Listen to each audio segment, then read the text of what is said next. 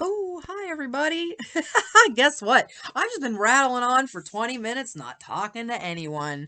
My name is Holly. Welcome. It is update number 3. Welcome to my healing journey where I'm trying to fix 30 years of crappy eating. And so far, so good. Unfortunately, I had to bottom out. Ended up in the hospital in February, and here we are, Monday, October 9th, 2023.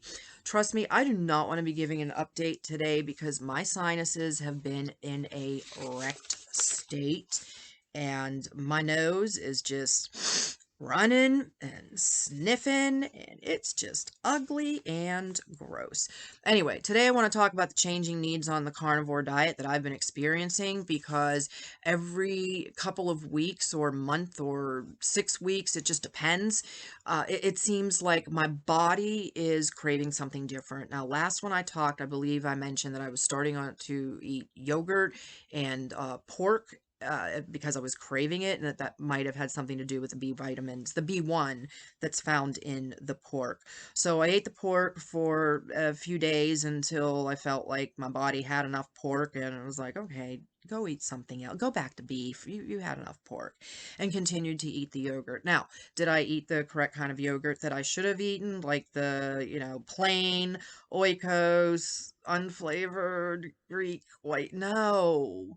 No, I treated myself to the fruit on the bottom, 0% fat, loaded with sugar, 17 grams of carbs per yogurt cup. And you know what? It was flippin' effing delicious because I've been starving myself for 6 months, pretty much from November to when did I start actually being able to eat real food? Ugh. Yeah, when I started on the carnivore diet in about mid-March of 2023.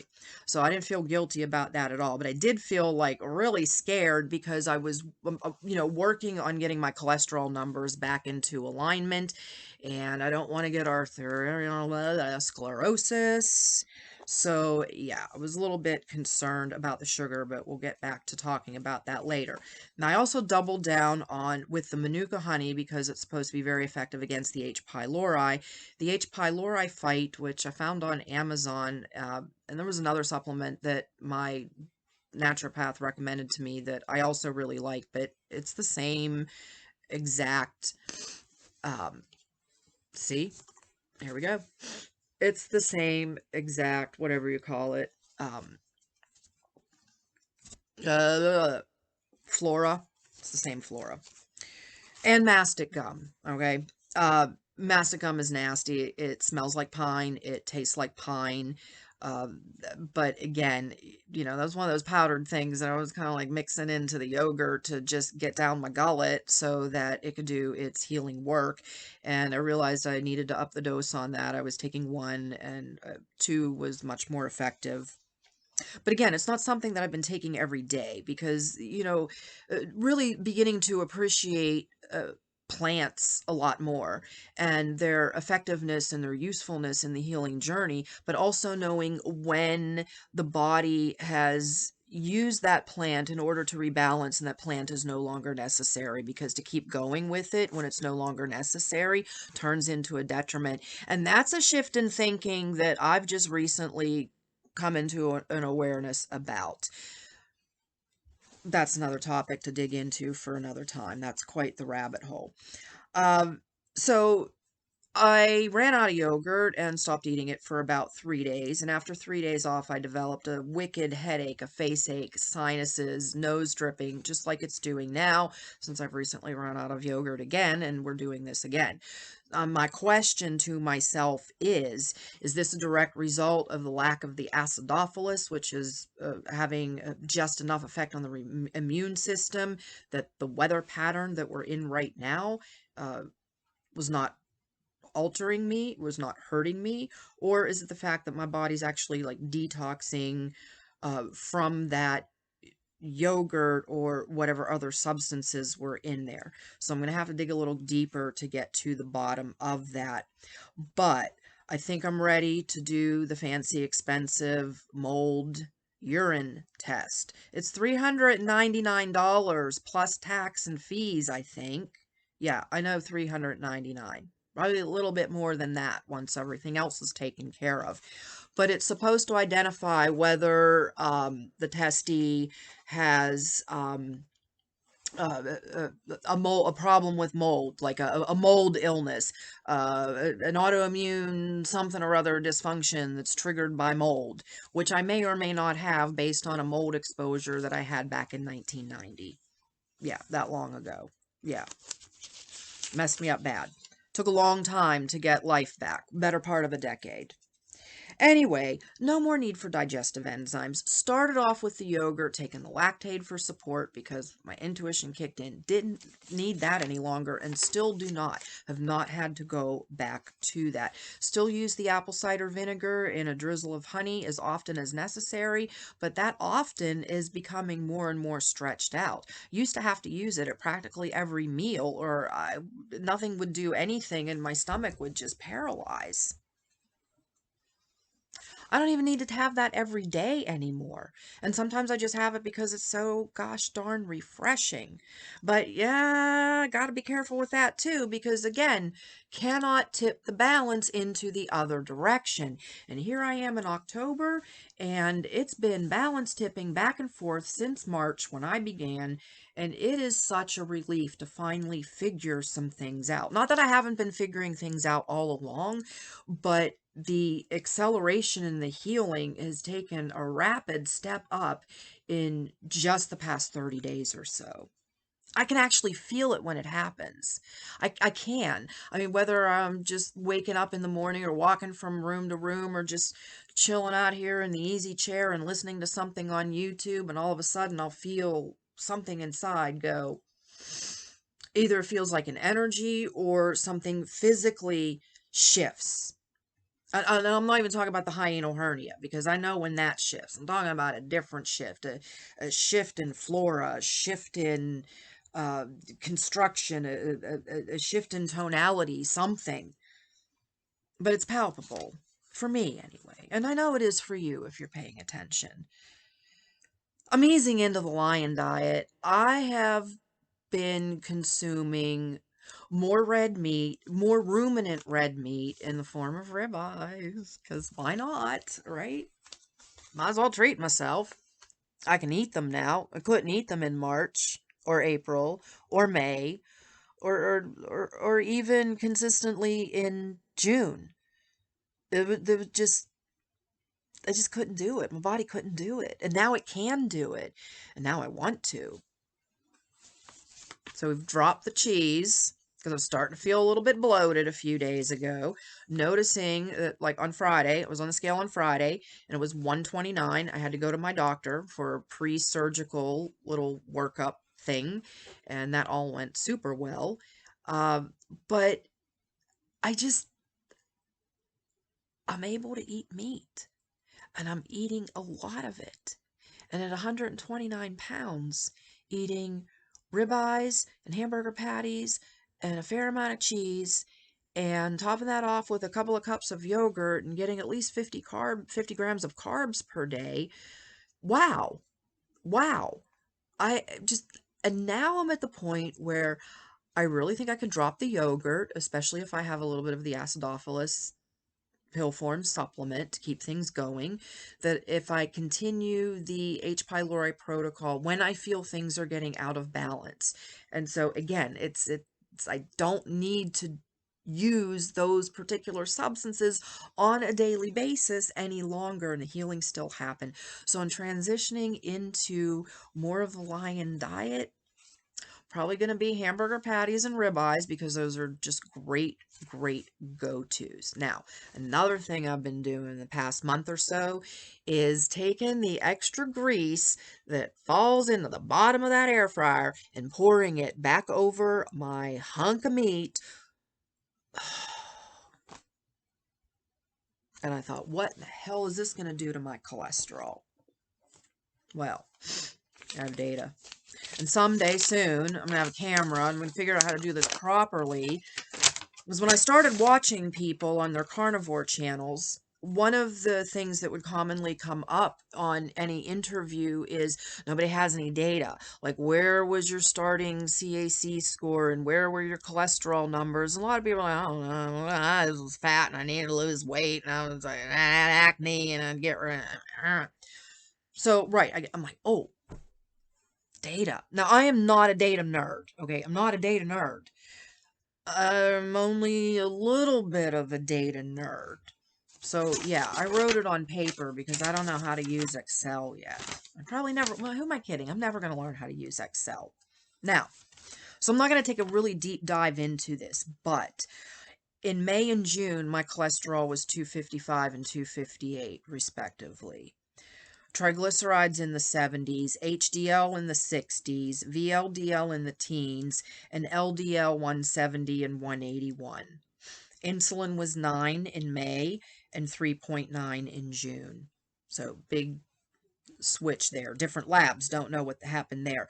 But in October, this is last week, October 3rd, 6 day, oh, now it's the 10th, it's after midnight. All right, so 6.5 days ago, 180 total cholesterol, triglycerides 41, HDL 71, VLDL 8. LDL calculated 101. 101, 101, 101, 101. My LDL went from 170 in May to 181 in June to 101 in October. Did I miss the part where I poured all that fat? Fat! Stabbing that meat with a fork and smushing it around in that juice. Yummy. Hemoglobin A1C. It was 4.8 in May, it was 5.0 in June, and it's 5.1 now. Okay, that went up a little bit, but you know what? In May, I was still only getting 500 calories a day. I was not having any sugar at all. And so, you know, we're just going to roll with that. That's not too bad. That really is not too bad. Now, a couple of numbers that I'm not happy about are my AST and my ALT. My AST and ALT, I don't have the exact data, but back in January, the numbers were both in the 20s, but the ratio was over 1. And when I tested last week, my AST was 43. That's a little higher than the 40 cutoff for optimal.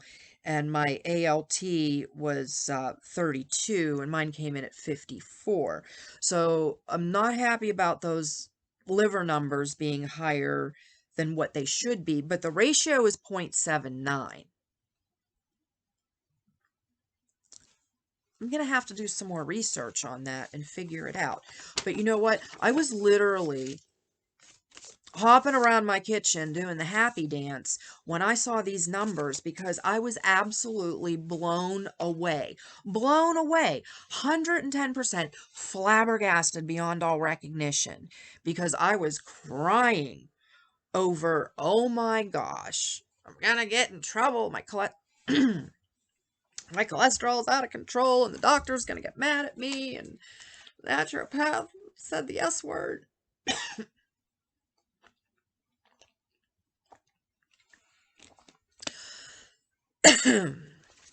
Yikes. And now my total cholesterol is 180 and my LDL is only 1 point over the line. I hate this time of year. Ugh. I guess I got too excited. All right, now, something else that's changing is my thinking. And this one I'm struggling with, guys. In certain ways and in others not. I'm becoming a little more confident in my convictions. That's huge. I'm processing stress so much better. I know I've mentioned these things before, and they stand relevant still today. Except when those times when I do get tipped over the edge, and there are times when I do get tipped over the edge, and nothing tips me over the edge faster than cognitive dissonance, and it's been coming in rapid fire lately. It's not just about the food, it's about so many other things as well. Now, I've been on the cognitive dissonance journey for a very, very, very long time. This one with the food really ripped me inside out for a couple of months. And now the current cognitive dissonance that I'm experiencing is a little more psychological. It is having to do with the way I process a situation that I'm dealing with a human being interpersonally. And I'm having a bit of a rocky road with that at the moment. So getting to the bottom of that, heading on back to the therapist tomorrow, get my brain straightened out because my therapist is the best on the planet. All right. Now, anything else? Oh, yeah, I've been able to tolerate more spices and condiments than previously, gastrically speaking. Now, the allergies, that's a whole other thread. Oh, okay. Now, this one, I knew this one was going to come. Okay, I knew intellectually this one was going to come, but I had to put it out of my brain and pretend that it was never going to come or nothing was ever going to happen. So before I bottomed out with my health, had already begun the weight loss journey. I was just approaching it with an entirely different mindset and an entirely different dietary set of restrictions. So back in 2009, I slipped on ice and I broke my outside bone, the skinny one, the fibula, and I had it repaired with a plate and 7 screws. One of those screws is going directly through my ankle bone. Now my surgeon now when that surgery was done, I think at the time my weight was somewhere in the 150s. And he said, I quote, because this is not easy to forget. You shouldn't have any trouble with it unless you lose too much soft tissue. And if you lose too much soft tissue or have any other kind of troubles, just come on back. And I said, okay. And that was the last time I was in the orthopedics office. That was somewhere in the summer of 2010. Now, here we are, 2023. Look what happened. I got my shoe off. Look at that. See that? That is not an ankle. That is a screw. And it's sticking out. That's disgusting. It's gross. It catches on my sock. It hurts. I've been walking around in shower shoes since July. Oh, well, why didn't you get that taken care of sooner, Halls? Because I was supposed to go to Florida for 5 weeks, and that turned into 5 nights, and that all went... That was okay, because it was really cool while I was there. So, you want to see it? Trigger warning, look away. There we go. Look at that. That's the screw in my ankle. You know what's even more impressive than that horrible Frankensteinian screw in my ankle? The fact that I'm 58 years old, I can do this. Yeah, I can do that. That makes me incredibly happy. My flexibility is coming back, and that's a direct result of losing all of this excess flub that I really don't need. It's not like I've been doing yoga. I don't know how to do yoga. I'm afraid to do yoga. You know why I'm afraid to do yoga? Because all those times I did yoga with a big fat belly, it got in the way, and there were certain poses I couldn't do. I don't want to do yoga. I do want to do yoga. I just don't want to get down on the floor. That's all. I just don't want to get down. My floors are not floors you want to get down on.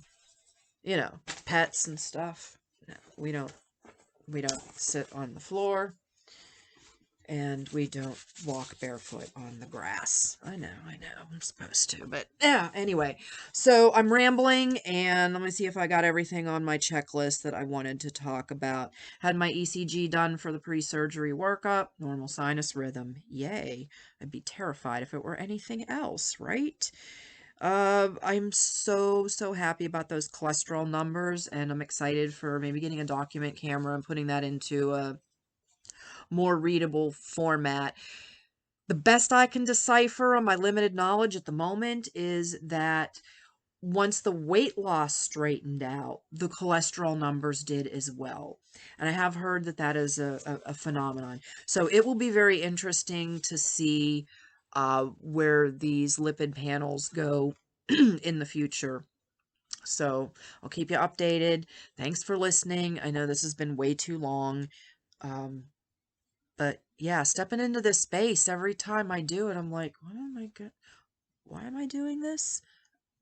I don't know. Why not, right? Everybody else does. Maybe there's one other person out there who can resonate in some way. We'll see. But you know what? There's some healing that, oh God, I'm not going to cry. I'm not going to cry. I'm not going to cry. There's some healing that needs to go on in this body that was started back in 1992 that was never finished. Yeah. Yeah. That's way to go, Halls. Way to go. Start something, but never finish it. This has to be finished. Because at 58 years old and being at a crossroads, and if you're at a crossroads and your brain is saying, oh, mm, it's either the conventional route and pills, and one pill leads to another pill, leads to another pill, leads to another pill, and where those pills get you, more and more and more pills. And I'm so sick and tired of pills. I'm even tired of the supplements. I want to be free of all of the fucking supplements that I have been dragging around in this lifetime. So the ultimate goal. Back to the weight I had when I was younger, back to some of the vitality. Figure out what is causing the lack of motivation that could definitely be coming from the mold. Because, you know, in spite of some of the interpersonal things I've been going through lately, my psychology is getting better and better. I'm getting stronger. I'm dealing with everything. I'm trying to dig in as deep as possible to figure out, just to answer the question, what if there is an emotional component involved in all of this? And so I have to address the healing from the top down and the inside out and in reverse order. And that's the way the healing is progressing. So I know the last thing on the list will be the thing that's been hanging around the longest. And it's been the one that I have not really been actively addressing because it is a beast and a half to get rid of, and that is the candida. That is the yeasty ick. Okay, now I don't think I have that bad of a case compared to some other reports that I have read, but it is enough to trigger the overgrowth of the H. pylori. It is enough to keep everything just unbalanced enough to cause other issues, and it is an extreme drag on the immune system, so it has to go. But in order to eradicate that, the body must be completely 100% sugar-free. And I'm getting closer. So I'm invoking the power of yet. I'm not there yet. I'm on my way. I'm on the mend. And yeah, thanks for listening. Even if I got a little itchy and angry, I don't know. It just, healing is hard. Being sick is harder. Put them both together and it's double whammy. And yeah, bless you and best of luck to you and yours on your personal healing journey. Come back for another update. Sometimes things go sideways, and sometimes they just turn out perfectly, and sometimes irony comes to visit. You have a great day, everybody. Bye.